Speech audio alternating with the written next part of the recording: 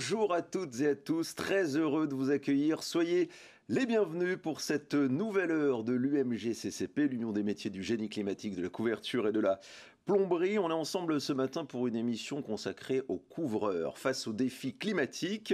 Tempête qui arrange cet hiver en Bretagne, sécheresse sur le pourtour méditerranéen, printemps qui était le plus pluvieux depuis 15 ans. Ces derniers mois, décidément, les aléas climatiques se sont multipliés et n'ont épargné aucun territoire, avec parfois une intensité jamais vue. Des événements qui forcément impactent directement le secteur du bâtiment et notamment la filière couverture, la toiture étant le premier élément d'une habitation à subir les effets des intempéries et des changements de climat. Pluie, grêle, chaleur et vent, 4 aléas climatiques auxquels vous, couvreurs, vous êtes directement exposés et qui peuvent perturber votre activité.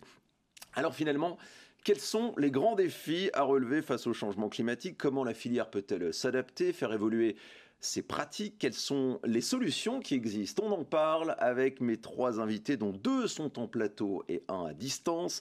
En plateau, j'ai le plaisir d'être entouré de Guillaume Gauthier, ingénieur à Socabet GIE, qui est l'une des entités du groupe d'assurance SMA BTP. Bonjour Guillaume. Bonjour Nicolas. Juste en face de vous, c'est Mathias Coutan. Bonjour Mathias. Bonjour. Vous êtes le président de l'école supérieure de couverture à Angers, mais aussi couvreur à Mauléon. Ça se situe dans les Deux-Sèvres.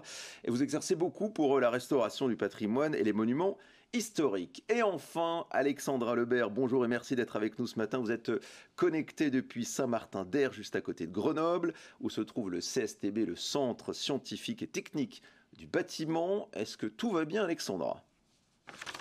Oui, bonjour et ravi d'être avec vous. Merci beaucoup. Vous êtes la directrice de domaine d'action stratégique recherche bâtiments et villes face au changement climatique.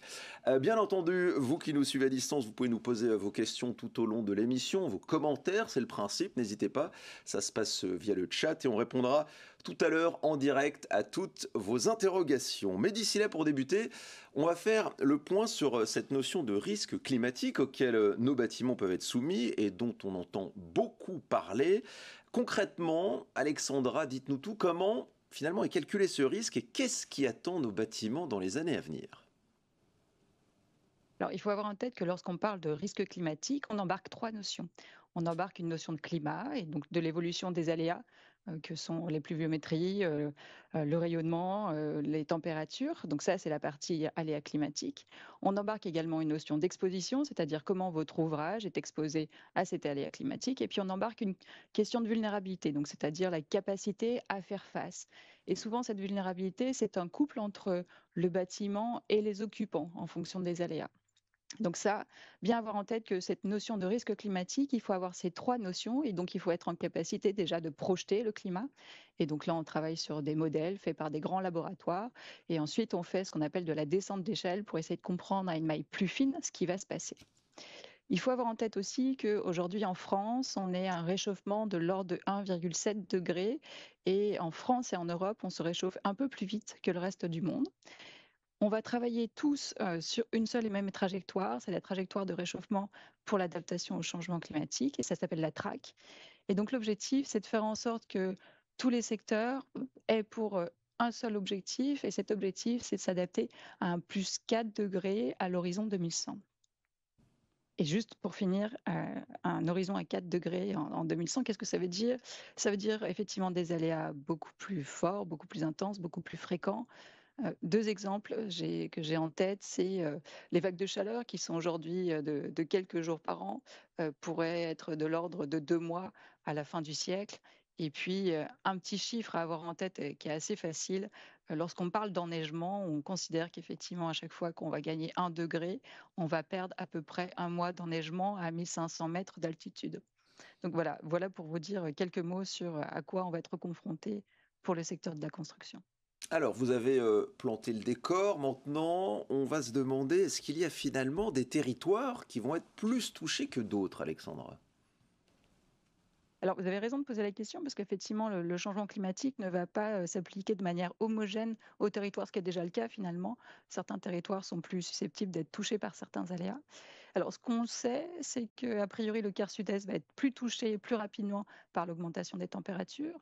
On sait bien aussi qu'évidemment les territoires montagneux et tous les massifs montagneux vont être touchés de manière un peu spécifique parce qu'ils rencontrent évidemment d'autres phénomènes liés à l'enneigement, liés au permafrost. Donc il va y avoir une sensibilité particulière. On sait également que la partie outre-mer, celle qui est dans les tropiques, va être touchée par des cyclones qui vont être sans doute pas tout autant fréquents, mais sans doute plus intenses.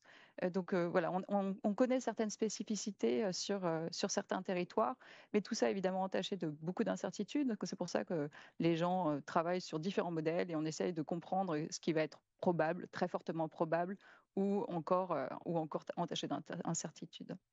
Donc un sujet qui reste très complexe, ce changement climatique, on l'a bien compris. Dernière question avant de passer la parole à mes invités en plateau. Si on se met maintenant à l'échelle de la toiture, Alexandra, qui reste l'interface clé entre les éléments extérieurs et le bâtiment, quelles sont les conséquences directes de ces risques climatiques dont vous nous avez parlé? Alors, la première conséquence, il y a évidemment une conséquence en termes de dommages qui peuvent être attendus. Donc, pour certains, c'est évidemment assez spécifique. Il y a une notion qui est évidemment très importante et qui va l'être encore plus dans le bâtiment, c'est la notion de confort au sein des bâtiments. Et pour l'instant, aujourd'hui, on parle encore d'ailleurs de confort estival.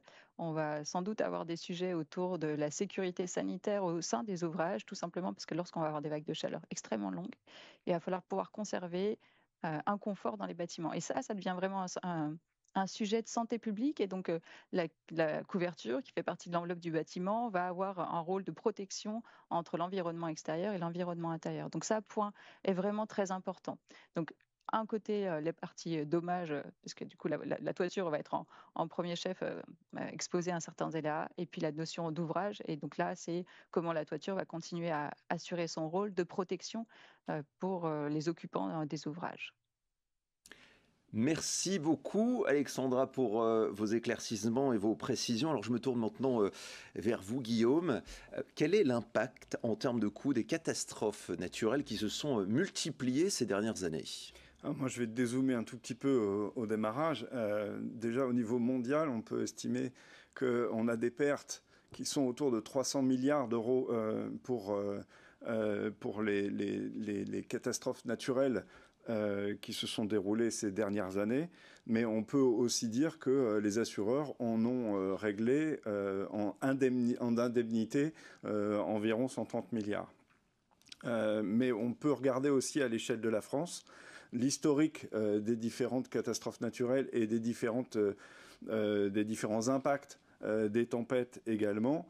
Et donc, on voit que depuis 1989, on a, si on prend des moyennes sur les différentes décennies, on a plus que doublé les indemnisations des différents dommages qui sont dus à des catastrophes naturelles ou à des tempêtes en tout genre.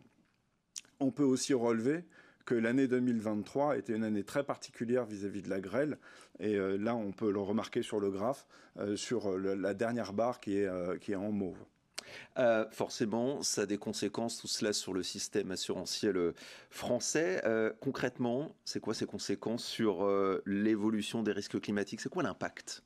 En fait, il faut bien voir qu'on a, dans nos contrats d'assurance, on a deux types de garanties. On a les garanties catastrophes naturelles, on a les garanties tempête, grêle, donc là, qui sont couvertes naturellement par les contrats de dommages.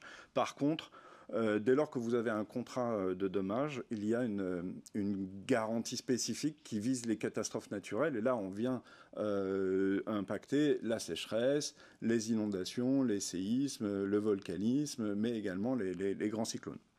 Donc, ce qu'on remarque, c'est qu'on a un système qui est de plus en plus déséquilibré et que, en fait, il va y avoir, à partir du 1er janvier 2025, une augmentation de cette taxe dite catastrophe naturelle sur tous nos contrats dommages, qui va passer de 12% à 20% pour équilibrer le système. Au-delà, est-ce que cette augmentation des catastrophes naturelles, elle présente un potentiel risque de désengagement de certains assureurs? En fait, on aimerait l'éviter. Oui. Mais on constate que à l'étranger, si je prends les États-Unis, en Floride, avec la récurrence des différents cyclones et des différentes tempêtes, on a des assureurs qui commencent à se désengager. On a vu également ça en Californie, où 2 autres assureurs se sont désengagés. Donc ce n'est pas des petits États, hein. On est en train de parler d'États qui sont équivalentes, en tout cas la Californie équivalente à la France, hein, en termes de PIB. Et donc dès lors qu'on a des assureurs qui se désengagent du marché du dommage, ça a un impact qui est non négligeable pour les différentes activités économiques de l'État. Mais si on regarde en France, eh bien, on s'aperçoit que certaines collectivités locales, alors certes, il y a eu les émeutes de l'année dernière qui font qu'il y a eu beaucoup d'impact en termes de dommages, mais certaines collectivités locales ne trouvent pas d'assureurs, donc pas uniquement au regard des émeutes, mais également au regard des différentes catastrophes climatiques et tempêtes qui s'abattent sur leurs bâtiments. J'imagine qu'il y a donc un enjeu d'équité géographique face à l'assurance, puisque Alexandra le disait tout à l'heure, toutes les zones ne vont pas être touchées de la même façon. Comment on y répond concrètement, ce qui est fait? Alors, tout à fait. C'est une préoccupation de l'État, hein, qui a commandé une étude et un rapport dit Langrenay est sorti il y a très peu. Pour dire que la préconisation, c'est d'augmenter donc la taxe dite CatNat, mais également d'augmenter régulièrement chaque année cette taxe de 0,2% pour équilibrer et anticiper les différents dommages qui vont inéluctablement survenir dans nos territoires. Mais il y a forcément la question qui se pose, jusqu'où on va pouvoir aller?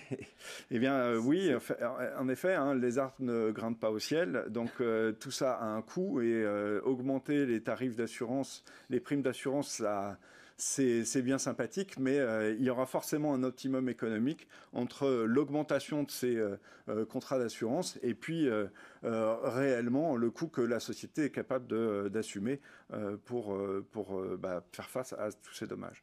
Alors on a bien compris qu'il y a beaucoup d'enjeux pour les assurances face au changement climatique. On va maintenant s'intéresser à ce qui se passe concrètement sur le terrain. Avec vous, Mathias, pour les métiers de la couverture qui sont soumis, donc on va dire 4 grands types d'aléas climatiques. Le vent, la pluie, la grêle, les fortes températures, on les détaillera un peu plus en profondeur tout au long de cette émission. Mais tout d'abord, alors vous travaillez beaucoup sur le littoral atlantique, entre La Rochelle et le Sud-Bretagne.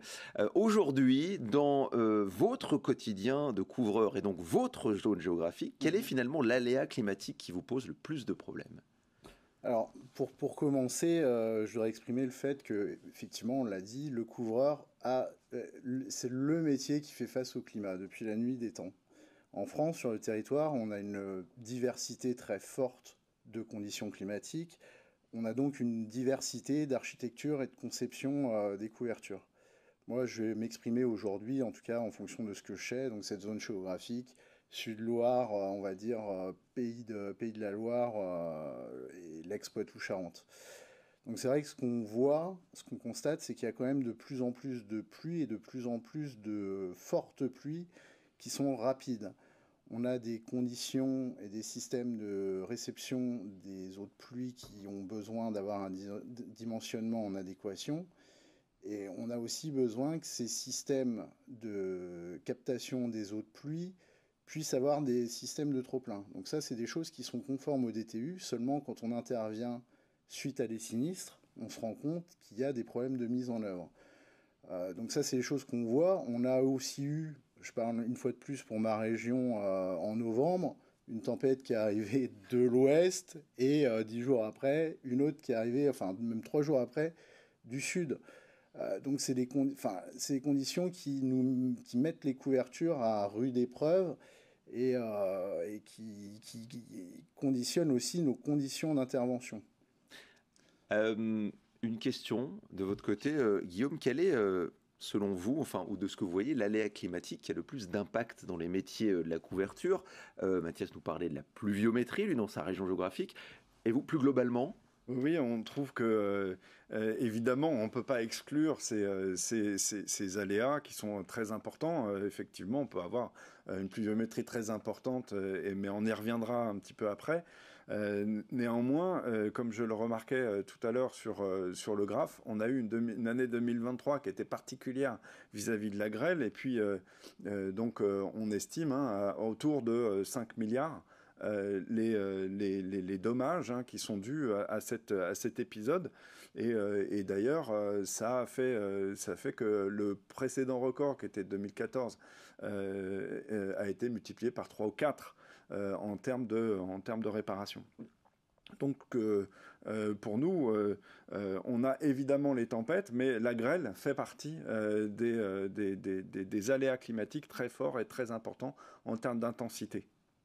Et puis, les orages de grêle, on pense toujours à la toiture, mais ça peut avoir un impact plus général sur l'activité. Il n'y a pas forcément que la toiture. Ah, bien entendu, pendant le chantier, l'entrepreneur va avoir la garde de son chantier et donc peut avoir des dommages qui sont dus à ces aléas climatiques. Donc évidemment, on pense toujours tempête et pluviométrie, mais évidemment, la grêle est un facteur important vis-à-vis de ces chantiers, mais également vis-à-vis de ces véhicules.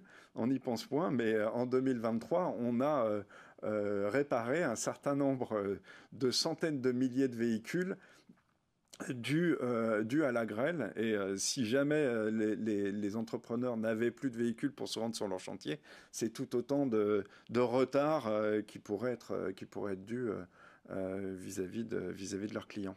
Alors vous parliez, Mathias, de la mise en œuvre. On va y revenir un petit peu plus tard parce qu'effectivement, ça a son importance pour faire face à ces aléas climatiques qui vont augmenter de plus en plus dans leur fréquence et leur intensité.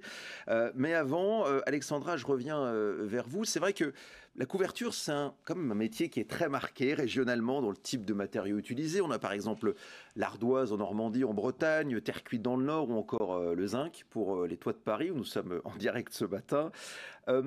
Est-ce que les produits installés jusqu'ici sont adaptés au changement climatique et est-ce qu'on sait comment ils vont réagir? Bien, c'est exactement la question qu'on se pose actuellement. Tout ce qu'on a fait jusqu'à présent et ce qui est le reflet de notre culture, c'est basé effectivement sur la connaissance du climat tel qu'il était jusqu'à présent. C'est évidemment le reflet de l'accès aux matériaux, c'est le reflet de nos savoir-faire. Évidemment que dans tout ça, chacun a pris des marges de sécurité, puisqu'on a tous connu des événements exceptionnels. Mais par contre, s'ouvre devant nous un chantier d'ampleur pour vérifier qu'effectivement les pratiques que nous avions sont adaptées au climat qui nous attend demain. Et ça, c'est un chantier assez considérable puisque sur la base des données de sinistralité, sur la base de projections climatiques, sur la base de simulations, il va falloir rouvrir tout autre cadre de conception puisque la météo et puis surtout les données climatiques sont intrinsèques à ces documents. Donc de manière directe ou indirecte, dans tous les documents qui font la conception du bâtiment, vous avez des données climatiques. Et donc la question pour nous, c'est faut-il les réviser? Dans quelle mesure? Ça repose la question des protocoles de vieillissement, ça repose la question évidemment des calculs de consommation d'énergie. Donc c'est vraiment un chantier qui est assez considérable, qui doit être mené dans un temps assez court, mais en concertation, parce que l'idée c'est l'adaptation et le changement climatique, on va y être tous confrontés. Donc c'est vraiment un chantier. C'est un chantier d'ampleur et un chantier forcément collectif à mener dans les années à venir. Donc concrètement, je ne sais pas répondre à votre question aujourd'hui. Je ne sais pas quels seront les produits qui seront adaptés au climat de demain, mais c'est vraiment le moment de se poser la question. Et finalement, dans les simulations que vous effectuez, vous travaillez concrètement sur quoi? Même si on a bien compris qu'on n'a pas d'éléments de réponse encore, que c'est beaucoup d'essais, sur cette question des simulations, vous travaillez sur quoi pour un peu voir ce qui pourrait se passer? Un exemple, on peut regarder les températures de surface. À quelle température de surface vont être soumis les matériaux et pendant combien de temps, à quelle fréquence? Et la question, c'est est-ce que les protocoles de vieillissement que nous avions en laboratoire sont adaptés pour rendre compte du vieillissement des produits qu'ils auront en milieu naturel? Donc ça peut être un exemple. Ça peut être se reposer la question des tests qui sont faits pour la grêle, qui sont très rares finalement. Ils concernent aujourd'hui que 2 types de matériaux. Faut-il les étendre? Voilà, c'est ce genre de questions qu'on va se poser. Sur les vents, de la même façon, on fait référence à des cartes de vent. Faut-il les réviser? Si oui, comment? Donc c'est vraiment, on rouvre tout. On rouvre tout, on regarde où sont les températures, les vitesses de vent, les charges, les éléments sur la précipitation. Et à chaque fois, il va falloir se reposer les questions de qu'est-ce que ça représente? Est-ce que c'est adapté au climat de demain? Quelles sont les marges de sécurité? Quelle va être la fréquence des événements extrêmes? Quel est le niveau de risque qu'on va être capable et qu'on voudra assumer? Et donc, il va falloir tout réviser. Donc on sent qu'effectivement le chantier est d'ampleur, beaucoup de questions se posent, mais c'est pas parce qu'on a des questions qu'on peut pas forcément apporter des réponses déjà en face, s'adapter, et on va en parler maintenant avec Guillaume et Mathias. Je le disais tout à l'heure, vent, pluie, grêle, forte température, c'est vraiment les 4 aléas climatiques qui impactent directement les éléments de couverture qui vont être de plus en plus sollicités forcément aux extrêmes. Mathias, on va aller prendre un exemple concret. Si on prend l'exemple des vagues de chaleur, quel impact ça va avoir sur leur mise en œuvre? Alors, au niveau des vagues de chaleur et des amplitudes thermiques, il y a notamment pour les couvertures métalliques des grosses contraintes qui vont être appliquées, et ça sur la dilatation. Donc, quand on a des éléments de couverture qui peuvent faire 8, 10, 12 mètres, on a des systèmes de fixation qui sont adaptés. Et là, on le voit aussi quand on retourne en SAV, pas toujours bien mis en œuvre. Pas toujours conforme au DTU et aux règles qui existent, et on se rend compte que déjà là ça emmène des pathologies qui sont liées à la dilatation. Donc on sait aussi que nos éléments de couverture vont devoir encaisser de plus en plus, et on sait, en tout cas on constate dans notre secteur que quand c'est bien mis en œuvre, quand on est conforme, on a quelque chose qui est efficace. Après, effectivement, la question de la pluie et des dimensionnements et des besoins de trop-plein, j'en ai parlé tout à l'heure, et des risques qui sont liés à la grêle, aux événements soudains, là, il faut qu'on réfléchisse.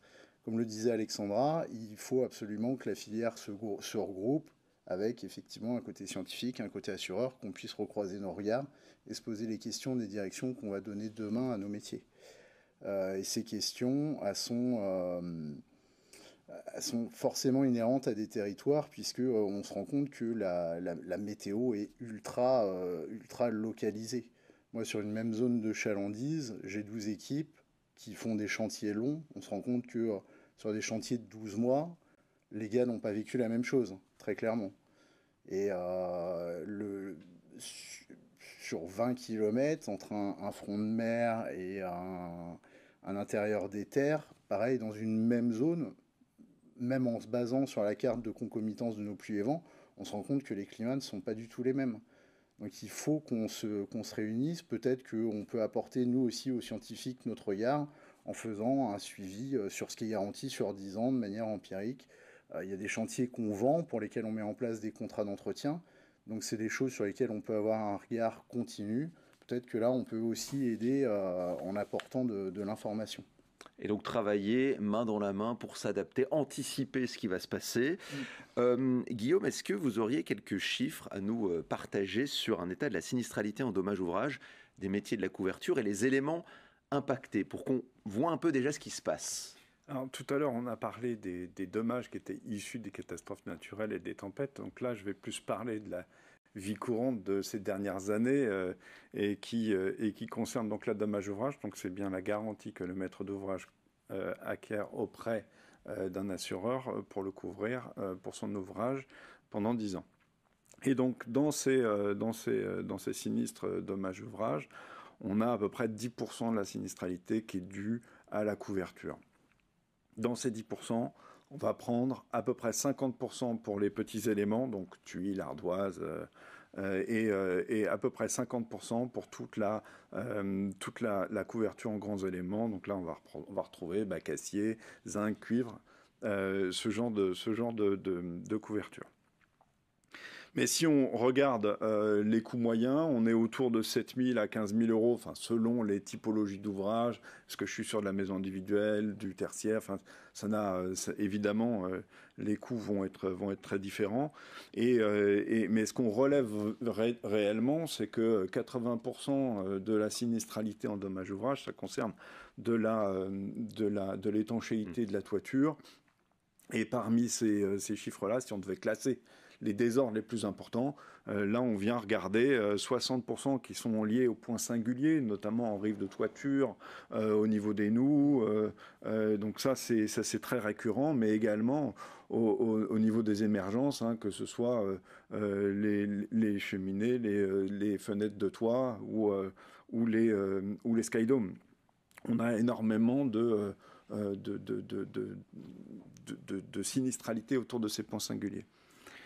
On va relever également qu'on a à peu près 6% de sinistralité qui est liée à l'envol d'éléments de couverture. Donc là, on rejoint un tout petit peu notre débat de démarrage. Merci pour effectivement ce panorama. Avant, est-ce que vous avez une réaction par rapport à ce que vient de nous dire Guillaume Mathias? Bien entendu que j'ai une réaction à donner à Guillaume. J'imagine. On voit que la sinistralité, finalement, elle se rapporte beaucoup sur tous les points de détail singuliers, ce qui demande de la compétence. On le voit dans le secteur, c'est pas une nouveauté, on manque de couvreurs et on manque encore plus de couvreurs formés. Donc là, on a un gros boulot d'éducation et de vigilance aussi sur qui couvre quoi, est-ce qu'on a bien les compétences. Nous, dans nos entreprises, est-ce qu'on a bien formé notre personnel? Effectivement, une noue, ça s'improvise pas. Le raccord d'un Velux non plus. Les couvreurs sont aussi, aujourd'hui, je pense, il y a une accélération depuis une vingtaine d'années, confrontés à une diversification des matériaux qu'ils doivent mettre en œuvre. Cette diversification des matériaux, il faut qu'elle soit accompagnée par de la formation et de la montée en compétences. Voilà, je ne suis pas surpris de ce constat, Guillaume. On reviendra sur ces questions de formation, de montée en compétences, parce que vous êtes, je le rappelle aussi, président national président de l'École nationale de couverture d'Angers. Voilà, ça on en parlera tout à l'heure. Guillaume, donc vous nous avez évoqué ces chiffres avec ces sinistres. Quels sont les points de vigilance à avoir pour les couvertures métalliques, si on prend ce cas face aux vagues de chaleur qui vont se multiplier dans les années à venir? Mais du coup, en fait, fort de cette sinistralité, je rejoins donc les propos de tout à l'heure qu'Alexandra évoquait en disant on va avoir des tests peut-être plus ou moins importants à faire, à refaire en laboratoire.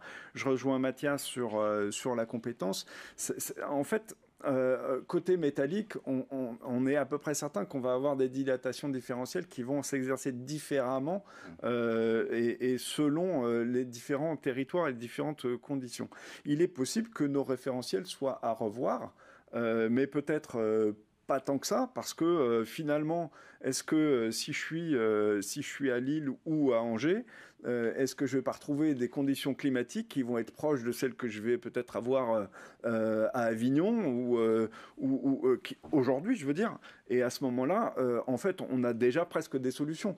Mais si on doit parler de vigilance, évidemment, dès lors qu'on va parler de dilatation, on va avoir des points de vigilance au niveau des pointes de volige qui peuvent être un tout petit peu dépassantes. Et donc là, la moindre erreur et la moindre dilatation va impacter la couverture, notamment en zinc. Mais on peut aussi évoquer les plissements, les effets de plissement qu'on va avoir aussi sur la couverture zinc.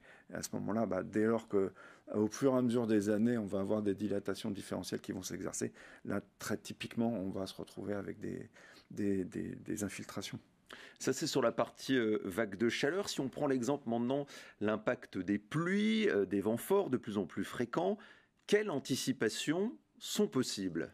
Mais là, j'ai à peu près la même réponse en réalité, mais sur des éléments qui sont peut-être un peu moins liés aux dilatations différentielles. On pourrait très bien imaginer que sur les éléments de couverture, on revoit ou on réadapte ou réajuste finalement les couples pente recouvrement, qu'on révise un tout petit peu peut-être les pureaux si on est sur de la couverture tuile, de façon à peut-être augmenter un petit peu les recouvrements, peut-être vis-à-vis des vents forts, on va se retrouver peut-être mais un peu plus de crochets, parce que dans certaines zones de vent et certaines zones zones climatiques en France, on vient mettre plus ou moins de crochets sur nos tuiles plates.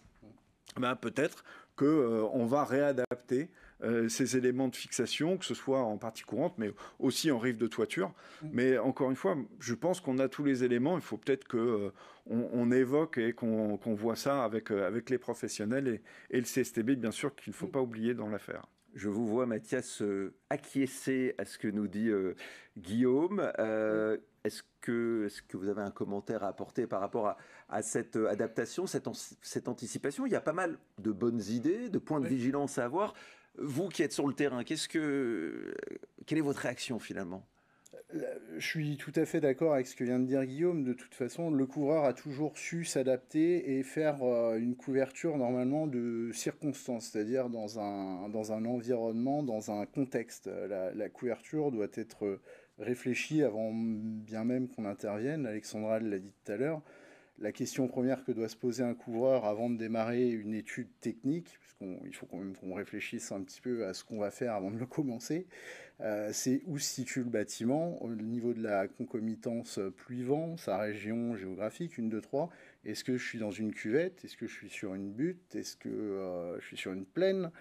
Ça définit nos valeurs de recouvrement. Et on va aussi se poser la question, on n'en a pas parlé parce que c'est pas lié au climat, mais la fréquentation des volatiles et parfois même la fréquentation des volatiles et les espèces qui changent en fréquentation. Et on n'en a pas parlé aussi, mais nous, on a l'impression, le sentiment, alors je dis ça de manière professionnelle, hein, je n'engage pas un propos scientifique, mais qu'on a aussi des migrations de mousse, de lichen ou de formes d'herbes qui poussent sur les couvertures au fil du temps. Et là, ça s'est énormément accéléré cette année avec ce climat pluie, soleil, pluie, soleil, pluie, soleil qu'on vit en tout cas dans l'ouest. On voit des espèces d'énormes herbes jaunes qu'on n'avait pas l'habitude de voir, en tout cas plus au nord de ma zone de chalandise et qu'on voyait plus au sud. Donc c'est aussi des nouvelles pathologies qui arrivent. Et auxquelles il va falloir... Des nouveaux défis auxquels il va falloir répondre. Après, là, on parle beaucoup du neuf, mais c'est vrai qu'il y a aussi une interrogation à se poser sur la forme de l'architecture passée. Je pense notamment à la tuile. Quand on regarde en Vendée, en Charente, en fait, on avait initialement des maisons à très faible pente qui recevaient des tuiles qui fonctionnaient. Seulement aujourd'hui, ces maisons qui sont des maisons à 2 pans, donc à 2 murs goudreaux, n'ont plus l'architecture qui fonctionne et ne répondent plus aux besoins des DTU. Donc là, on peut avoir affaire à des clients qui nous disent « Mais comment est-ce qu'on doit faire? Mais monsieur, vous n'avez pas assez de pente sur votre maison. Il faut réaugmenter la pente. Comment on réaugmente la pente? Eh bien, on refait la charpente, on relève les murs pignons. » Enfin, est-ce que c'est encore une bonne solution? Est-ce que ça va pas être trop coûteux? Est-ce que le coût de toute cette transformation, au passage, on peut proposer de l'isolation, finalement, on va pas faire un habitat qui va être trop cher et qui n'aura plus de valeur sur le marché, et en plus qui risque d'être confronté à des questions d'urbanisation, de zones, secteurs protégés ou pas. Donc effectivement, on a énormément de choses à voir et les défis sont grands et c'est un plaisir d'être ici pour en parler justement. Les défis, justement, on va revenir sur le défi de la grêle qu'on évoquait tout à l'heure, sur l'augmentation de la taille des grêlons, la fréquence des orages de grêle. Vous nous avez dit tout à l'heure, attention, c'est un aléa climatique majeur. Nous, en tant qu'assureurs, c'est ce qu'on voit. Là-dessus, sur le point de vigilance, à quoi va-t-il falloir faire particulièrement attention, Guillaume? Alors, on a évoqué évidemment la couverture, mais de plus en plus, on rapporte des éléments qui fonctionnent en toiture. Et je pense notamment aux panneaux photovoltaïques, où là, en fait, les éléments, ces panneaux photovoltaïques sont testés en laboratoire, donc ils sont certifiés, mais avec des grêlons qui sont de taille de 25 mm, avec des vitesses de projection qui sont de l'ordre de un peu moins de 80 km/h. Donc forcément, c'est des questions qui se posent vis-à-vis de la tenue de ces panneaux photovoltaïques quand on voit des grêlons qui sont plutôt de la taille de 5, 6, voire 10 cm parfois. Et donc là, forcément, si on va avoir une répétition et une augmentation de la fréquence des orages de grêle forts et violents, à ce moment-là, il faudra peut-être également revoir les éléments et les tests en labo de certification des panneaux photovoltaïques. Je sais qu'aux États-Unis, cette réflexion a déjà eu lieu, hein, et donc il y a des renforcements de différentes normes qui existent et sur lesquelles on pourrait très bien s'inspirer en Europe. Mais les labos sont prêts. Sur ce sujet de la grêle, là j'aimerais vous entendre Alexandra, puisque on sait que la connaissance est actuellement assez limitée. Il n'y a pas vraiment de cartographie de la grêle qui a été encore établie. Est-ce qu'il y a des travaux en cours sur ce sujet au CSTB ? Alors, effectivement, il y a une vraie difficulté sur la grêle pour comprendre où elle se forme, comment elle se forme. C'est un phénomène extrêmement local qui peut être assez rare sur un cas donné. Et puis, avec un niveau d'observation assez faible en France, on a quelques associations qui font des relevés sur des grélimètres. Mais finalement, la plupart des données que l'on connaît sont issues des données de sinistralité. Donc, il y a une vraie difficulté. Il y avait une première cartographie qui avait été faite dans un contexte scientifique en 95. Alors, c'est assez amusant d'ailleurs comme histoire. C'est comment on retrace effectivement une cartographie à partir de peu de données. Eh bien, à ce moment-là, on va chercher tout type d'informations. On va chercher des données de sinistralité, on va chercher des coupures de journaux, on va chercher effectivement quelques points très précis lorsqu'on a des observations objectives. Et donc, il y a une carte comme ça qui avait été produite. La mission des risques naturels avait repris ce travail-là. Et puis, maintenant, la question, c'est il faut qu'on continue à travailler sur cette cartographie. On veut en faire un outil plus opérationnel, c'est-à-dire faire le lien entre l'aléa et puis ce qu'on va en faire, c'est-à-dire les domaines d'emploi. Et puis pour nous, ça réinterroge aussi, et Guillaume vient de l'évoquer, ça réinterroge la manière dont on mène les essais en laboratoire. Aujourd'hui, il y a assez peu d'éléments qui sont testés. Ils sont testés avec des méthodes qui ne sont pas forcément homogènes sur la manière de représenter un grêlon. Il y a des fois, c'est des billes d'acier, il y a des fois, on produit des grêlons. Et si on sait que la taille des grêlons qu'on observe déjà, on voit que les grêlons effectivement augmentent en taille, on sait que ça devrait continuer à augmenter. On ne sait pas trop pour l'instant sur la fréquence de ces orages de grêle ce qui devrait se passer, tout simplement parce que tout ce qui est modèle climatique ou météorologique ne représente pas la grêle en tant que telle. Et donc, il faut déduire d'un certain nombre de paramètres la chance d'avoir un orage de grêle ou pas qui se forme. Donc, un vrai travail à faire sur la base des données historiques, encore du travail à faire sur la partie modélisation. Et là, évidemment, c'est les laboratoires de climatologie qui seront à la manœuvre là-dessus. Mais pour nous, une question, effectivement, de comment on réutilise ces cartographies pour en faire un outil qui soit utile pour le secteur de la construction et qui réinterroge effectivement notre façon de modéliser. Et là, il faudra effectivement s'inspirer notamment d'outre-Atlantique, mais il y a aussi pas mal de choses qui se font en Europe. Et donc, on est assez attentif aux travaux qui se passent chez nos voisins, donc que ce soit les Suisses, les Autrichiens et les Allemands, qui ont des pratiques qui font qu'il y a un classement des produits au niveau de la grêle, et puis en fonction de la zone où on se place, donc en fonction d'une cartographie des orages de grêle, un classement qui est requis ou suivant les zones. Et ça, c'est des choses assez intéressantes. Donc pour l'instant, pareil, les travaux démarrent. Le CSTB, évidemment, pas seul sur ces sujets-là. Donc, je vous en dirai plus dans les mois qui arrivent, mais les sujets, en tout cas, le sujet est bien au centre de nos préoccupations actuelles. Donc ce sujet de la grêle est sur la table. Sur le vent et l'évolution des températures, là-dessus également, est-ce qu'il y a beaucoup de travaux en cours? Est-ce qu'il y a déjà des certitudes ou c'est encore un grand chantier sur ces deux aléas? Alors, comme sur tous les aléas, il y a des certitudes et puis des incertitudes. Sur les vents, on fait tous référence à une carte de vent et donc on se base sur un vent de référence. Ces vents de référence, ils ont été établis il y a déjà une vingtaine d'années pour la plupart. Et depuis, qu'est-ce qui s'est passé? Déjà, on a une connaissance qui s'est accrue, on a des modèles et on a accès surtout à des moyens de calcul beaucoup plus importants. Donc, finalement, le premier pas vers l'adaptation et comprendre le climat futur, c'est déjà de mieux prendre en compte ce qu'on a vu dans les 20 ou 30 dernières années. Donc ça, il y a déjà une première étape où on est à peu près convaincu qu'il faudrait revoir ces cartes de vent pour mieux rendre compte des phénomènes. Euh, et ça, par contre, ce que l'on ne sait pas, c'est la manière dont les régimes de vent seront modifiés à l'avenir. Ça fait partie des modèles climatiques où il y a encore aujourd'hui des probabilités assez faibles. C'est-à-dire, beaucoup de gens travaillent dessus, mais par contre, les résultats ne sont pas forcément convergents en fonction des modèles. Donc encore une incertitude assez forte. Et sur la Et question puis, des vous me posiez la températures, question.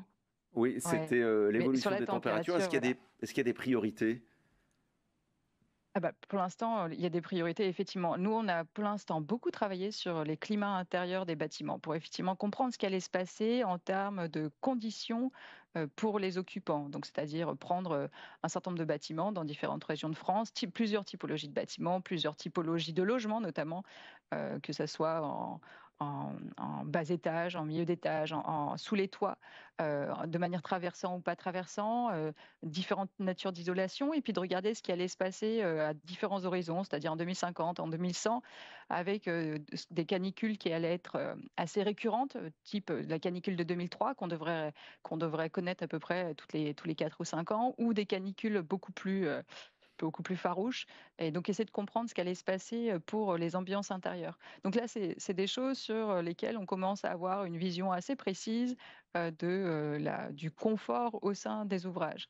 Et puis après, on en a parlé tout à l'heure, c'est évidemment la question de la température en surface et au cœur des matériaux qui va sans doute faire évoluer notre manière de prescrire les produits et matériaux de construction, puisque dans certaines zones, on va se rendre trop proche de certains points où les matériaux vont devenir plus malléables, voire polymérisés. Donc il y a vraiment des points d'attention à avoir dans les années à venir. Mais pour l'instant, voilà, tout ce chantier est encore une fois en pleine ébullition. Donc il y a des études qui émergent un peu de partout. Pour l'instant, encore difficile de faire des recommandations très précises. Mais voilà, les travaux sont en cours. Euh, Dernière question avant de revenir ici en plateau avec Guillaume et Mathias. On sent dans ce que vous dites que les paramètres climatiques vont bouger énormément, il n'y a aucune certitude. Finalement, est-ce qu'il va falloir réfléchir à de nouveaux référentiels pour les toitures? Il faut réfléchir à la manière, alors ça s'adresse aux toitures évidemment, mais ça va s'adresser à tous les produits et matériaux de construction. Tout le cadre de conception aujourd'hui, encore une fois, il a été conçu avec notre expérience passée du climat de tous les jours, mais aussi des phénomènes exceptionnels. Donc il y a déjà des marges de sécurité qui sont prises en compte dans un certain nombre de faits référentiels. Mais encore une fois, tout est basé sur la connaissance passée. Donc il y a ces chantiers que j'évoquais tout à l'heure, il y a vraiment tout un ensemble de questions à se poser, et potentiellement une réouverture de tout le cadre de conception que l'on connaît, c'est-à-dire les réglementations, les normes, les DTU, les protocoles de vieillissement au sein de ces documents-là. Donc par contre, le chantier est colossal. On a un deuxième chantier qui est évidemment la décarbonation en parallèle. Donc il va y avoir une question de priorisation, et c'est pour ça qu'on est là. Il y a vraiment urgence effectivement à croiser les données de sinistralité et puis ce risque climatique, et puis ensuite de faire les chantiers les uns après les autres. Encore une fois en concertation, parce que l'idée c'est de faire en sorte que le secteur de la construction soit dans un projet commun autour du sujet adaptation. Chacun d'entre nous va y être confronté au travers de ces métiers. Donc il y a en même temps urgence et en même temps un projet qui peut rassembler l'ensemble du secteur. Donc il y a un côté complètement déprimant, il y a un côté complètement enthousiasmant à mener ces sujets-là. On va prendre le côté enthousiasmant, et c'est ce que nous disait Mathias tout à l'heure. Il y a des bonnes pratiques, des bonnes idées à partager entre professionnels, assurances, prospective également avec le CSTB. Mathias, une question qu'on ne s'est pas encore posée ce matin. Vous nous disiez tout à l'heure qu'effectivement la technicité de la mise en œuvre est primordiale. Il faut s'adapter aux circonstances climatiques locales, bien faire les choses. Mais est-ce que de l'autre, il n'y a pas la question de l'entretien de la couverture qui se pose également? Alors si, bien entendu, il y a la question de l'entretien de la couverture. On peut être un couvreur professionnel, travailler avec le matériau adapté et aux besoins qui servent l'architecture et aux besoins qui vont faire face au climat de manière tout à fait professionnelle. Seulement, ce toit, aussi qualitatif qu'il soit, s'il n'est pas entretenu, il va mal remplir sa fonction. Un courant de tuile canal qui est bouché, déjà, il va y avoir deux choses. C'est que la tuile est un matériau poreux, donc qui a besoin de respirer en surface et en sous-face. Donc on va accélérer son vieillissement, on va accélérer son risque de gel, on va accélérer sa porosité. Et surtout, on risque de boucher les canaux et de faire que ça déborde à l'intérieur. Donc ça, c'est un vrai sujet. La question de l'entretien des couvertures est un vrai sujet. Je crois que la profession, et là je m'adresse un petit peu à mes confrères, n'a pas encore su prendre les choses à bras-le-corps. Le milieu de la formation n'a pas encore non plus proposé une formation peut-être un petit peu plus réduite, mais pour faire des couvreurs d'entretien des toits.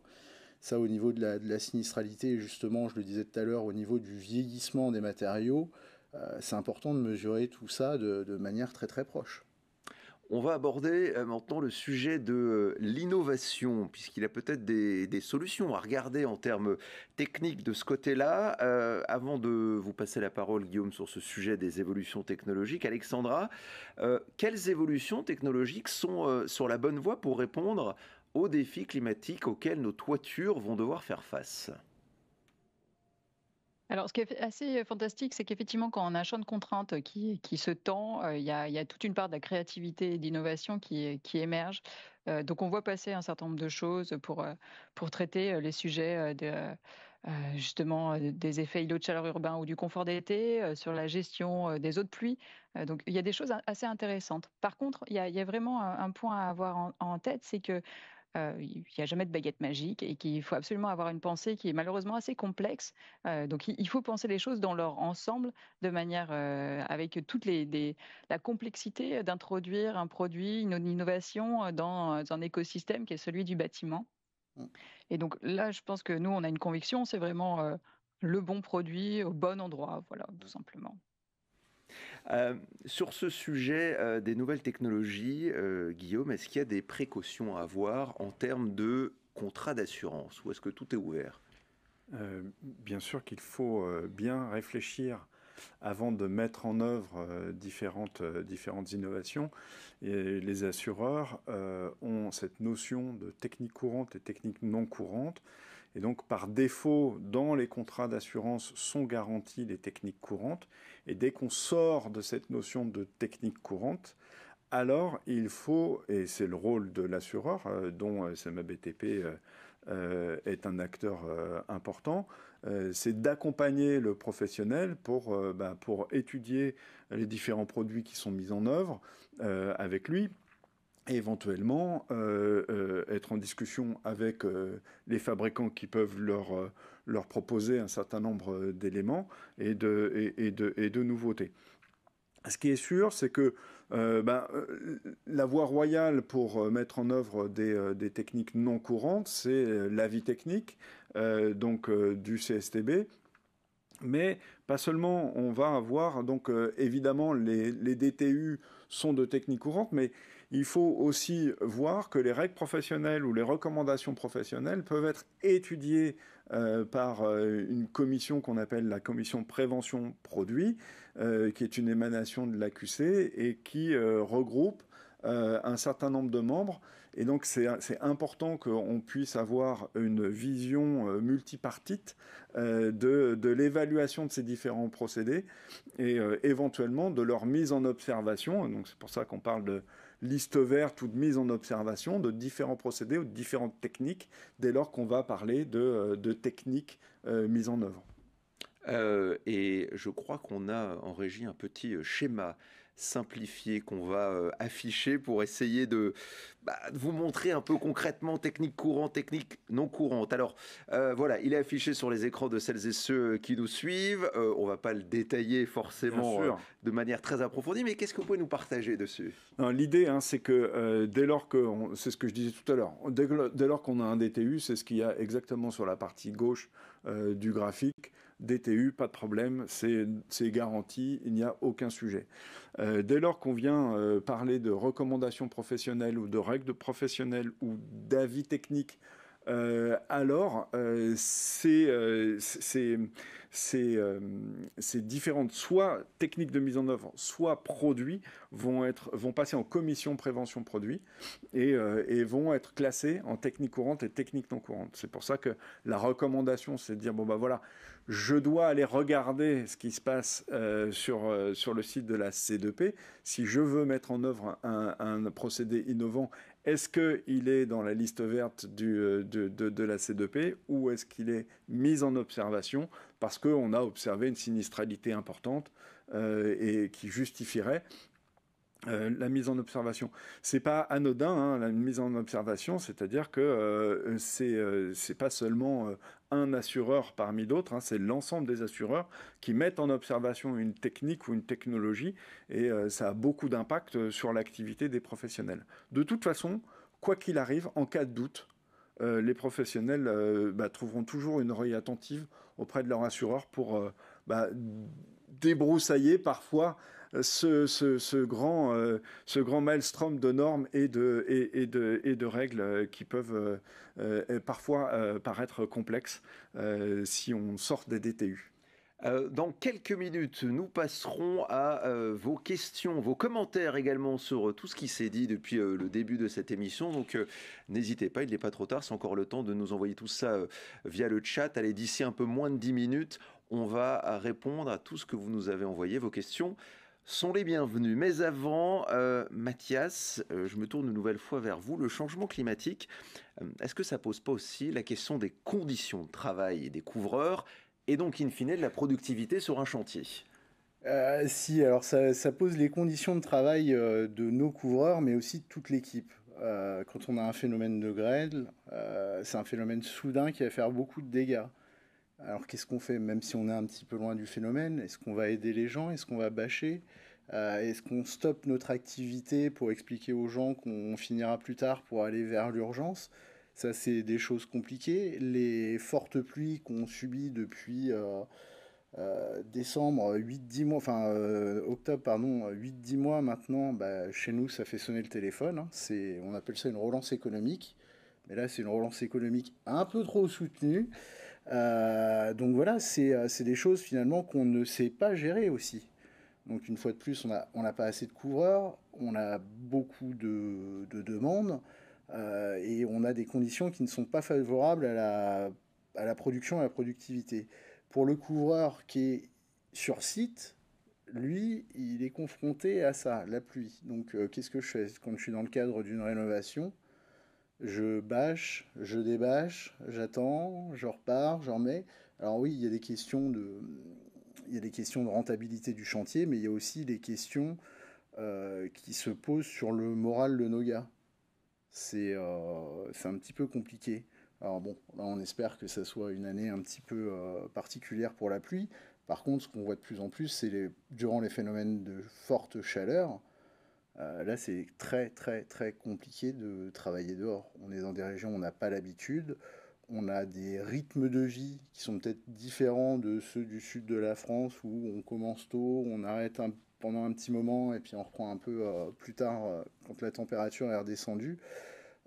Donc ça pose des vraies questions. Ouais. C'est parce qu'on arrive à s'organiser, faire commencer les gars un peu plus tôt ou arranger les horaires.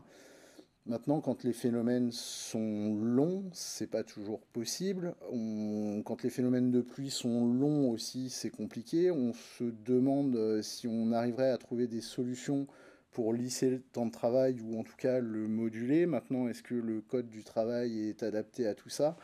Voilà, on a aussi des vraies questions au niveau de les conditions de travail de notre personnel et se demander si la réglementation liée au travail est bien adaptée à tout ça et est-ce qu'on pourrait la faire évoluer? Vous évoquiez à l'instant, Mathias, les fortes chaleurs. Alexandra, est-ce qu'on a des chiffres sur les accidents du travail qui sont liés aux fortes chaleurs? Oui, et Santé publique France est très attentif aux corrélations entre canicule et mortalité. Donc il y a des chiffres qui existent sur la mortalité en France, effectivement, suite à la canicule de 2003, mais ils sont également attentifs aux accidents de travail et qui conduisent notamment à de la mortalité sur les chantiers.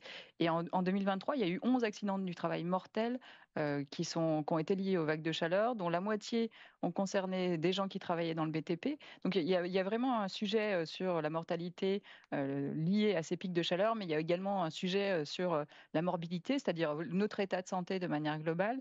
Et donc ça sera évidemment un point d'attention pour tous, puisque du coup, il y a un lien direct avec la santé des travailleurs. J'aimerais avoir votre regard d'assureur, Guillaume. La prévention est-elle la clé au sujet des conditions de travail dont on parlait, qui vont forcément évoluer face à tout ce changement climatique? Oui, c'est très important parce qu'il faut quand même rappeler que dès lors qu'il y a un accident du travail, qui plus est mortel, déjà les couvreurs sont quand même très exposés à ce genre de problèmes et d'accidents. Et surtout, il faut aussi rappeler la responsabilité de l'employeur. Et donc là, on est en train de parler dans le jargon juridique de la faute inexcusable de l'employeur. Et là, évidemment, on a des contrats d'assurance spécifiques pour le dirigeant, mais il faut bien rappeler ces éléments-là. Et donc, au sein des entreprises, c'est la première des préventions. Donc, l'employeur doit absolument avoir une stricte application des EPI et de façon à ce qu'on ait et qu'on minimise les différents accidents du travail, ça c'est certain. On approche du terme de nos échanges avant de passer à vos questions que vous nous avez envoyées. Mais avant, Alexandra, je reviens vers vous une dernière fois. On l'a vu au cours de cette émission, le sujet climatique est un sujet complexe. Il y a énormément de paramètres qui entrent en jeu. Dans ce contexte, comment va-t-on concrètement pouvoir accompagner l'ensemble des acteurs de la filière couverture pour répondre aux défis climatiques qui les attendent ? Vous avez raison de le souligner, c'est un sujet complexe sur lequel on a encore beaucoup de questions, on a des solutions, mais on a encore beaucoup de questions. Et il y a une double difficulté là pour le secteur de la construction, c'est qu'on a vraiment deux chantiers ouverts devant nous qui sont absolument majeurs. Celui de la décarbonation pour faire en sorte que la France respecte les engagements que nous avons pris, et puis tout simplement pour essayer d'enrayer une partie du changement climatique. Et puis le deuxième qui s'ouvre, c'est l'adaptation au changement climatique. Donc deux chantiers qu'on ne peut pas décorréler tout simplement parce qu'il y a une interaction très très forte entre les deux. Et votre question sur comment accompagner les acteurs, alors il y a le Haut Conseil pour le climat qui s'est exprimé il y a quelques jours. Ils font un rapport annuel où effectivement ils étudient ce qui se passe en France et la manière dont on évolue, c'est-à-dire que ce soit sur nos émissions, que ce soit sur la construction du cadre que l'on se donne pour traiter ces sujets. Et je vais vous redonner les trois recommandations majeures que j'ai notées moi dans ce rapport annuel. Le premier, c'était une recommandation pour consolider le cadre d'action publique climatique, puisque du coup, nous aurons vraiment besoin d'avoir un cadre sans doute assez fort pour embarquer tout le monde. La deuxième recommandation que j'avais notée, c'était évidemment protéger les ménages et les entreprises des impacts du changement climatique en traduisant la TRAC. Donc la TRAC, c'est la trajectoire de référence d'adaptation au changement climatique. Et là, il faut pouvoir inscrire cette TRAC dans le cadre technique, dans le cadre opérationnel. Il faut évidemment avoir des moyens et donc il faut planifier les besoins et les besoins en financement pour accompagner cette opérationnalité de la TRAC. Et puis, la dernière recommandation qu'il faisait, c'était de tenir le cap de la décarbonation, puisque tenir ce cap nous fera en sorte qu'il y a un moment, on espère pouvoir enrayer ce changement climatique. Donc, il faut absolument que ce sujet-là, ça soit un sujet de conviction qui soit partagé entre les acteurs. Et comme ça, on va avoir sans doute de la formation, des innovations, et puis un cadre qui va évoluer pour nous permettre de protéger les générations à venir. Merci Alexandra, restez bien avec nous dans une minute, on passe aux questions que nous ont envoyées nos internautes, mais avant de l'évoquer Alexandra, ce volet formation, j'aimerais terminer là-dessus avec vous Mathias, en tant que président de l'école supérieure de couverture, quel est votre regard sur le sujet, sur l'évolution des pratiques, la formation professionnelle, va-t-il falloir tout revoir pour s'adapter ? Alors je pense qu'on en a pas mal parlé, il faut qu'on se concerte et il faut effectivement que la formation soit au cœur des débats.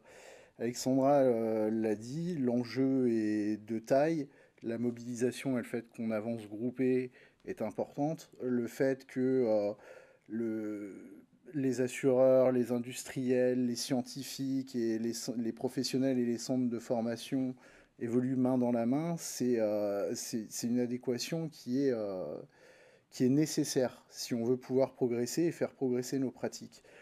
Et c'est nécessaire qu'on se pose les questions une fois de plus au niveau régional, au niveau local. C'est-à-dire qu'on doit avoir des centres de formation qui se posent la question sur la provenance de leurs matériaux, parce qu'on parle de décarbonation. Est-ce qu'il faut qu'on ait aussi dans la profession plus de soutien sur l'approche des matériaux qu'on emploie?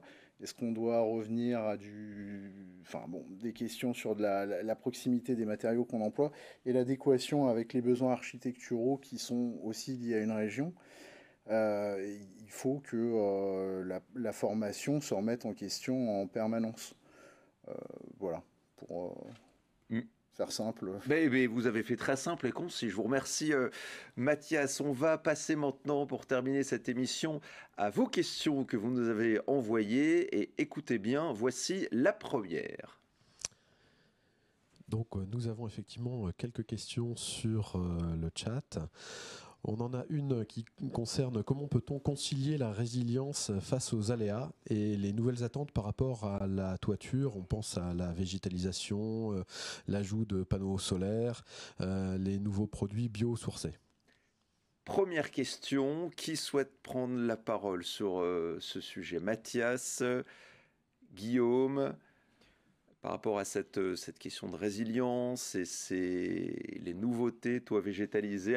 Allez-y, Mathias. Je suis pas certain de ce qu'on entend par résilience, matériaux biosourcés. J'ai un peu le sentiment que la profession a toujours su faire avec ce qu'elle trouvait de manière géologique ou dans les arbres, quoi. On a toujours fait avec de l'argile, de la pierre ou avec du bois. Voilà, en tout cas pour ce que je peux en dire. Le toit terrasse végétalisé, je ne connais pas, je ne pratique pas. Je suis ici en tant que couvreur du toit en pente. Mais je pense qu'on est capable, en tout cas, de se reposer les questions de nos sources d'approvisionnement et savoir est-ce qu'elles sont en adéquation avec ses besoins de résilience. On va peut-être poser la question à Alexandra au CSTB. Sur la question qui vient de nous être posée, est-ce que vous auriez un complément à nous ajouter? Est-ce que vous souhaitez intervenir? Juste dire qu'il y a effectivement toujours la question de l'adéquation des choix que l'on fait d'un point de vue local à des enjeux beaucoup plus globaux. Alors, je ne sais pas forcément répondre de manière extrêmement précise à la question, mais je suis d'accord qu'en tout cas, à chaque fois qu'on va avoir un projet, à chaque fois, il faut se réinterroger sur quelles sont nos priorités, quelle est la priorité du territoire. Et des fois, effectivement, c'est la question de l'accès aux ressources, parce que du coup, il faut travailler le sujet de l'épuisement des ressources. Il y a des moments où, effectivement, la priorité, ce sera sans doute de faire en sorte qu'on ait une évacuation des eaux rapides. Il y a des moments où on aura une envie de travailler sur le poids carbone en priorité des ouvrages. Donc, effectivement, il y a un champ de critères sur lesquels qui ne fait effectivement sans doute que s'amplifier, qui ne rend les choix que plus difficile à faire pour pouvoir faire effectivement le sujet de traiter le sujet des ressources, traiter le sujet de la décarbonation, traiter le sujet de la production d'énergie délocalisée, traiter l'effet d'îlot de chaleur urbain. Donc, j'ai absolument pas de réponse technique à vous apporter, mais je suis bien consciente que du coup, ça complexifie les prises de décision, oui. Mais c'était ce que vous évoquiez tout à l'heure, le bon produit au bon endroit et au bon moment. Seconde question qui nous est relayée par Yves de l'UMGCCP. Oui, deuxième question, si tout est réouvert, pour reprendre la formule utilisée, comment travailler, sachant qu'on a besoin de visibilité, sur quel référentiel on peut s'appuyer? Et puis une question un petit peu plus large, le CSTB est-il prêt à travailler avec la Fédération du bâtiment sur ces référentiels? Alors Alexandra, cette question effectivement c'est pour vous, vous nous le disiez pendant l'émission, le chantier est complexe, il n'y a pas de certitude, et là on nous dit oui mais s'il n'y a pas de certitude, on avance comment, on travaille sur quoi, on se base sur quoi pour avancer? Pour l'instant, on se base sur ce qui est en vigueur, tout simplement. C'est un peu réponse facile, mais alors il y a des choses qui ont déjà été crantées, ça, il faut bien l'avoir en tête. C'est, par exemple, la réglementation, la nouvelle RE 2020, pour, les calculs de besoins, enfin, en gros, pour le calcul des conditions intérieures, on prend en compte la canicule de 2003. Alors on peut se dire que c'est toujours un climat passé, mais c'est quand même, une séquence qui est qui fut assez exceptionnelle jusqu'à présent, qui sera une fréquence, une canicule qui va revenir régulièrement. Donc, en tout cas, pour la conception des ouvrages neufs, c'est ce qui est encore, effectivement, on est sur l'arbre qui cache la forêt, mais pour la conception des ouvrages neufs, d'un point de vue confort d'été, il y a déjà des choses qui ont avancé. On le voit en normalisation, il y a déjà des prises en compte de climat dans certains textes. Et par contre, effectivement, sur toute la partie technique, le chantier s'ouvre. Le CSTB pourra évidemment et n'a strictement aucun intérêt à le faire seul. Par contre, là, ce qu'on est en train de cadrer, c'est la manière, la méthodologie, comment on s'y prend pour essayer de proposer un cadre de pensée pour pouvoir ensuite attaquer le sujet de manière beaucoup plus massive. Et évidemment que le CSTB est prêt à travailler avec la FFB, ça, il n'y a absolument aucun doute. Il y a des discussions qui sont engagées sur ces sujets, évidemment. C'est ce que vous disiez tout à l'heure, ce besoin que ce soit un sujet de conviction qui soit partagé en tous les acteurs de la filière couverture, mais aussi les pouvoirs publics. On va prendre une troisième question, Yves. Une question un petit peu différente qui concerne les conditions de travail des couvreurs notamment par rapport à la chaleur et aux aléas climatiques en règle générale. La stricte utilisation des équipements de protection individuelle en termes de prévention est-elle la seule préconisation qu'on peut faire et que penser aussi des communes qui refusent de décaler les horaires de chantier en cas de forte chaleur? Ça, c'est une excellente question. Qui souhaite réagir? Guillaume, peut-être? Mathias? Moi, j'ai pas de réponse à apporter. C'est ce que j'exprimais tout à l'heure. Déjà, chacun fait comme il peut. En plus, au-delà de ça, dans nos collaborateurs, ils sont aussi engagés dans des rythmes de vie avec des conjointes, des enfants à gérer. Parfois, on refuse qu'on commence les chantiers plus tôt, puisque effectivement, on est dans un quartier résidentiel, donc commencer à 5 heures du matin, ça fait pas forcément plaisir à tout le monde. C'est ça qui est un petit peu compliqué à gérer. Après, au-delà de ça, ce qu'on pense, en tout cas en interne dans l'entreprise, c'est la fameuse question des 10 heures jour et 50 heures semaine. En fait, est-ce qu'on pourrait pas trouver des solutions pour qu'en période de forte chaleur, plutôt on stoppe, ou on temporise le travail, on y va moins, mais qu'on puisse avoir des périodes de rattrapage où finalement on dépasse un petit peu de ce cadre pour avoir un lissage de nos temps de travail. C'est la même chose avec la pluie en fait. Voilà, enfin ça c'est mon point de vue. Après il y a effectivement lié à la chaleur d'autres facteurs qui sont discutables, et c'est justement qu'est-ce qu'on appelle une EPI, puisque quand il fait 45 degrés, 42 à l'ombre, donc peut-être parfois 60 sur le toit, peut-être même plus en température ressentie pour le couvreur qui a travaillé un matériau noir ou très chaud, où on lui demande de travailler en pantalon et en manches longues. Alors qu'il n'est pas il est dans une action de travail de couverture en petits éléments. Est-ce que tout ça est bien raisonnable? Je ne sais pas, mais je pense qu'il faut poser la question. Moi, j'ai eu une expérience il y a un bout de temps maintenant, il y a 17 ans, où j'ai travaillé en Australie, donc un pays anglo-saxon qui était vraiment à la pointe de la sécurité au travail. En Australie, quand il fait chaud, tout le monde travaille en short et en t-shirt à manches courtes, et pourtant ils sont très très pointus là-dessus. Donc là encore, on a des questions à se poser. Il ne faut pas que ça soit le métier face à la médecine ou à l'inspection du travail. Il faut vraiment qu'on se concerte et qu'on repose les décors. Les conditions changent, les règles du jeu changent. Il faut qu'on refixe les choses ensemble. Et pourquoi pas regarder les bonnes pratiques qui se font ailleurs, comme vous venez de l'évoquer. Alors vous nous avez envoyé énormément de questions. Malheureusement, pour des questions de timing, on ne pourra pas répondre à toutes les questions. On a encore le temps d'en prendre une. Et après, il va sans doute falloir vous laisser pour tenir le timing de cette émission. Cette dernière question, Yves. Alors, dernière question, on s'intéresse aux matériaux maintenant. Le règlement européen sur les produits de construction est-il déjà obsolète vis-à-vis du changement climatique ? Excellente question. Est-ce que Guillaume? Moi, je peux démarrer, mais je ne peux pas être le seul à répondre à cette question. Évidemment, comme l'a dit Alexandra, le chantier va devoir démarrer, mais on a encore un peu de temps devant nous. On n'est pas en train de dire que tous les textes sont obsolètes aujourd'hui. Il faudra l'adapter au fur et à mesure des anticipations qu'on peut faire. C'est la seule chose qu'on puisse dire aujourd'hui parce que on le voit bien, les modèles ne sont pas tous aboutis et également les conditions de test en labo non plus. Mais ce qui est sûr, c'est qu'on a évoqué tout à l'heure des possibilités d'adapter les façons de faire, peut-être aller chercher les bonnes pratiques dans d'autres territoires. Et là, à ce moment-là, c'est à tout le moins, c'est ce qu'il faut qu'on fasse dès aujourd'hui. Allez, on me fait signe, on peut prendre une toute petite question encore, parce qu'on est généreux en ce mercredi 3 juillet. Yves, on vous écoute. Oui, une toute dernière question. Pour conclure, quel est l'équilibre entre le surcoût lié à l'anticipation de ces risques climatiques et le coût des sinistres si l'on ne fait rien ?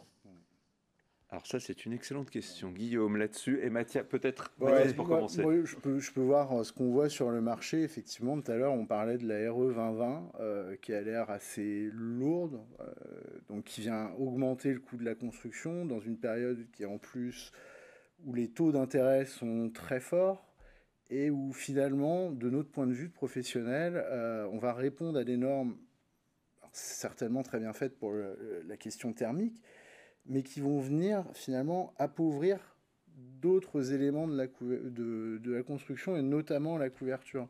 Donc moi je me désole parce que je suis un petit peu sensible à ce qu'est l'architecture, de voir un appauvrissement de la qualité où on perd des matériaux traditionnels au profit d'autres, mais ça c'est un avis très, très personnel. Mais on voit aussi un budget de couverture qui est réduit au profit peut-être d'entreprises moins regardantes sur la qualité des matériaux et la qualité de leur réalisation. Donc voilà, est-ce que finalement, c'est comme toute chose, quand on bouge une ligne, on en bouge aussi une autre? Oui, je rejoins tout à l'heure ce que disait Mathias. Il y a aussi la question de la compétence qui rejoint, parce que si on parle de sinistre, on dit qu'on va essayer de faire de la prévention. Si on fait de la prévention, on va essayer d'éviter un certain nombre de sinistres, de façon à ce que le coût de la construction ne soit pas plus important. Donc il y a cet élément-là, mais de toute façon, c'est ce que je disais tout à l'heure quand je voulais utiliser la métaphore des arbres qui ne montent pas au ciel. Évidemment, il y aura un optimum économique qui, à un moment donné, va faire en sorte que peut-être on va innover, peut-être on va trouver des solutions, parce que face à l'adversité, c'est là qu'on va chercher les solutions. Alexandra, il nous reste 30 secondes. On vous voit hocher la tête à distance avant de se quitter. Est-ce que vous avez un dernier mot à ajouter sur cette question des coûts, justement ?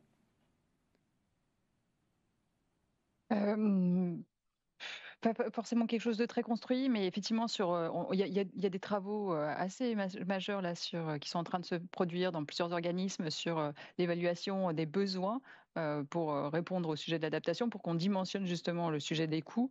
Ce qui est derrière aussi, c'est évidemment le niveau de risque acceptable pour nos sociétés sur les éléments économiques, la santé et puis les dégâts qui seront causés à nos bâtiments. Donc derrière toutes ces questions de quel est le coût et quel est l'optimum, il y a évidemment une question du niveau de risque que nous sommes prêts à accepter collectivement. Et souvent, c'est évidemment très implicite dans nos démarches.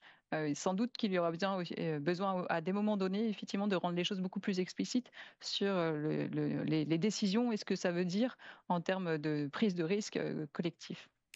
Merci beaucoup Alexandra d'avoir été en distance avec nous ce matin, de nous avoir apporté votre éclairage précieux sur notre thématique qui était les découvreurs face aux défis climatiques. Merci à vous, merci Guillaume, merci Mathias d'avoir été en plateau ce matin, merci aussi à vous de nous avoir suivis et enfin merci aux équipes techniques ici en studio à Paris pour la bonne diffusion de cette émission. Une émission qui est à revoir, bien entendu, en replay sur la chaîne YouTube de l'Union. Quant à nous, écoutez, on se retrouve très prochainement pour un nouveau numéro de l'heure de l'UMGCCP. Puis d'ici là, passez un très bon été et à bientôt. Au revoir.